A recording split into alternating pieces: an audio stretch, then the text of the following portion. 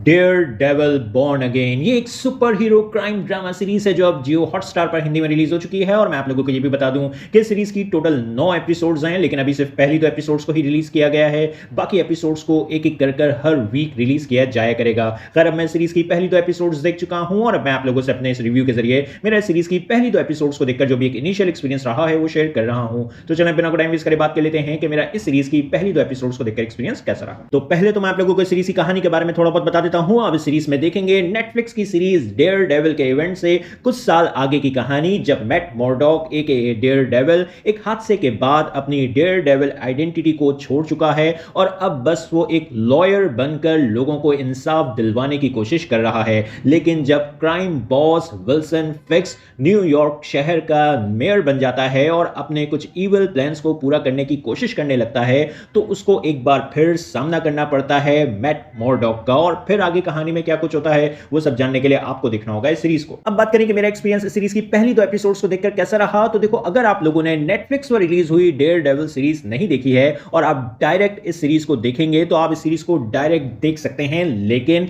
Characters को अच्छे से समझने के लिए, उनकी हिस्ट्री को जानने के लिए, उनसे इमोशनली कनेक्ट होने के लिए आपको पहले ओरिजिनल डेयर डेविल सीरीज को देखना चाहिए और फिर इस सीरीज को आप देखें। पर अब बात करेंगे मुझे सीरीज की पहली 2 एपिसोड्स कैसी लगी। तो देखो, अगर आप लोगों ने मेरे ओरिजिनल डेयर डेविल सीरीज के रिव्यूज देखे हैं तो फिर आप लोगों को यह बात पता होगी कि डेयर डेविल सीरीज मेरे कुछ ऑल टाइम फेवरेट शोज में से एक है। इसलिए एक बार फिर डेयर डेविल की दुनिया में वापस जाना और अपने फेवरेट कैरेक्टर्स को स्क्रीन पर देखकर मुझे तो अच्छा लगा, लेकिन मैं शुरू की 2 एपिसोड्स देखकर यह बात आराम से बोल सकता हूं कि यह series original Daredevil series की जो आउटस्टैंडिंग क्वालिटी है उसको मैच नहीं कर पाएगी। इसलिए इस सीरीज को ओरिजिनल सीरीज से कंपेयर करना मेरी नजर में एक टाइम वेस्ट है। अगर आप इस सीरीज की पहली एपिसोड में जो एक्शन सीक्वेंस हमें देखने को मिला सिर्फ उसी को ओरिजिनल डेयर डेविल सीरीज के एक्शन सीक्वेंसेस से कंपेयर कर लें तो आपको क्वालिटी में एक काफी बड़ा फर्क नजर आ जाएगा। इसलिए अब मैंने अपनी एक्सपेक्टेशंस को इस सीरीज से तो कम कर लिया है, लेकिन अब मेरी इन सारी बातों का मतलब यह बिल्कुल भी नहीं है कि इस सीरीज की पहली 2 एपिसोड्स बुरी हैं।